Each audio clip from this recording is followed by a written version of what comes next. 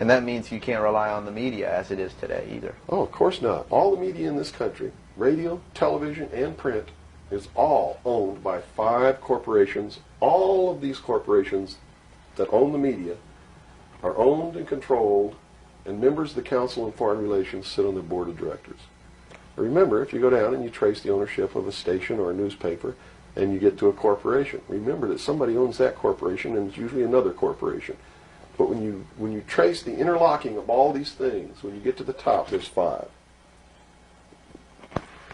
And all journalists know that there's some things you don't write about and you don't talk about because you'll lose your job. And that's where the control is. And that's why they pay anchormen like Dan Rather $2 million a year, because he doesn't question them. He knows that if he goes against them, he's going to lose $2 million a year.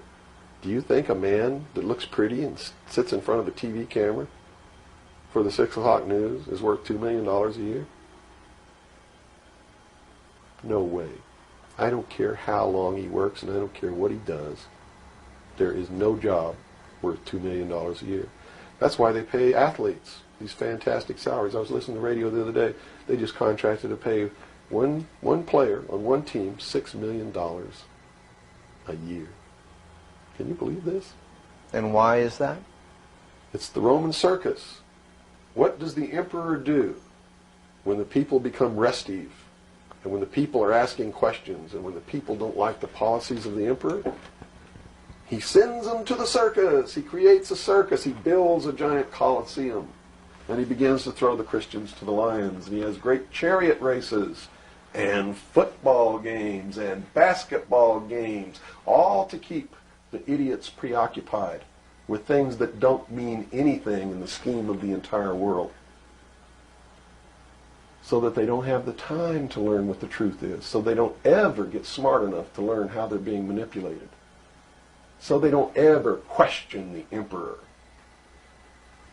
That's why they pay a player on a football team or a baseball team $1 million or $2 million or $3 million a year. It is the Roman circus. I know men who don't know anything in the world except who plays third base for the Mets. And they think that's a great accomplishment.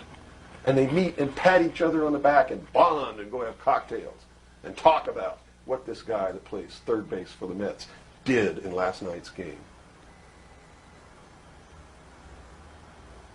It's sad. It's really sad. Is there any room in a kind of society where these manipulations are not taking place for this type of entertainment, or any type of entertainment at all? If people understand that a game is a game, if people understand that nobody, no matter what they do, is worth paying $2 or $3 million a year for,